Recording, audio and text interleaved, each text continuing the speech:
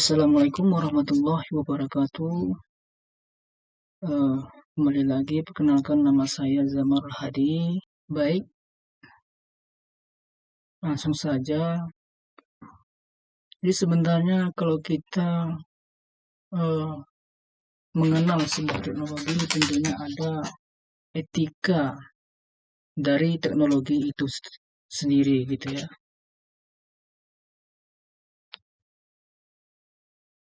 Jadi apa sih sebenarnya dari etika profesi teknologi itu, gitu kan? Pengertian etika, ya. Etika itu berasal dari kata etos yang berarti kebiasaan atau sifat batin. Menurut KBBI ya, etika adalah ilmu tentang apa yang baik dan buruk, kumpulan asas atau nilai yang berkenaan dengan akhlak serta nilai mengenai benar dan salah dalam suatu masyarakat. Gitu ya. Kemudian pengertian profesi dan profesional. Jadi kita harus mengetahui gitu ya, apa sebenarnya etika profesi tadi.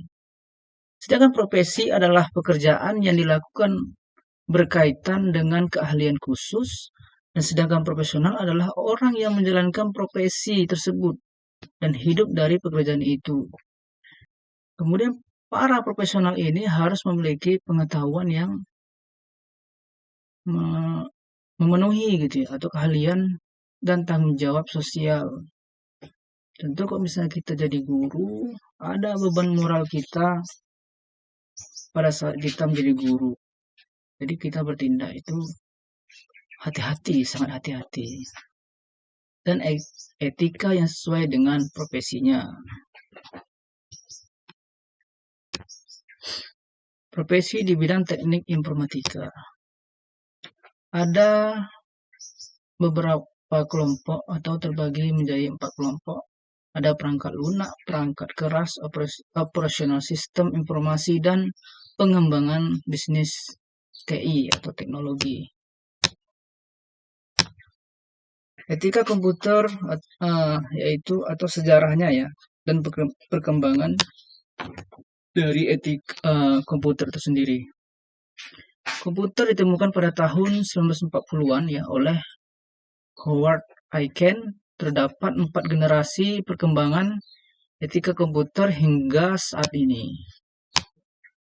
Kemudian etika profesional komputer adalah termasuk prinsip-prinsip seperti jujur, adil, memegang kerahasiaan, memelihara kompetensi profesi, dan menghormati hak milik. Ada nih isu-isu pokok etika komputer gitu ya.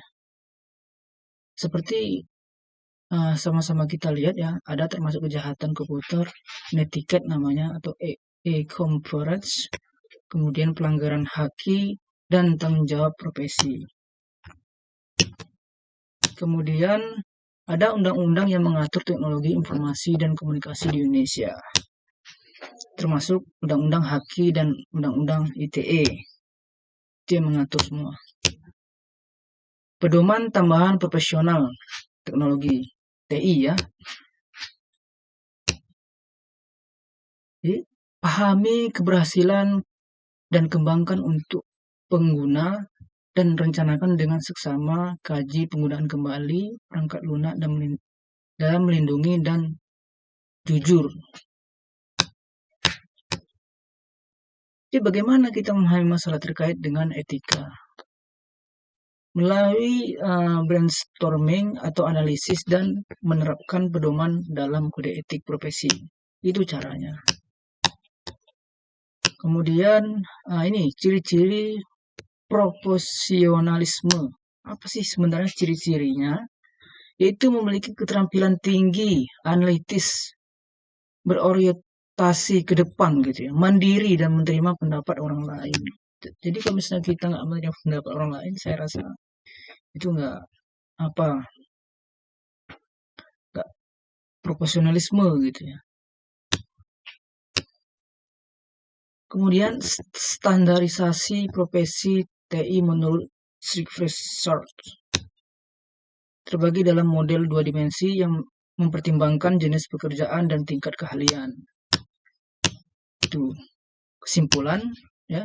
Etika profesional dalam bidang teknologi informasi menjadi landasan penting bagi para profesional untuk menjalankan tugas mereka dengan bertanggung jawab dan menghormati nilai-nilai moral. Dengan memahami prinsip-prinsip etika ini serta mengikuti pedoman yang berlaku. Jadi para profesional ini dapat memastikan bahwa penggunaan teknologi informasi memberikan manfaat positif bagi kita maupun masyarakat gitu, dan tidak menimbulkan dampak negatif yang merugikan bagi kita maupun lingkungan masyarakat. Jadi terima kasih atas perhatiannya rekan-rekanku sekalian. Semoga ini mungkin bermanfaat.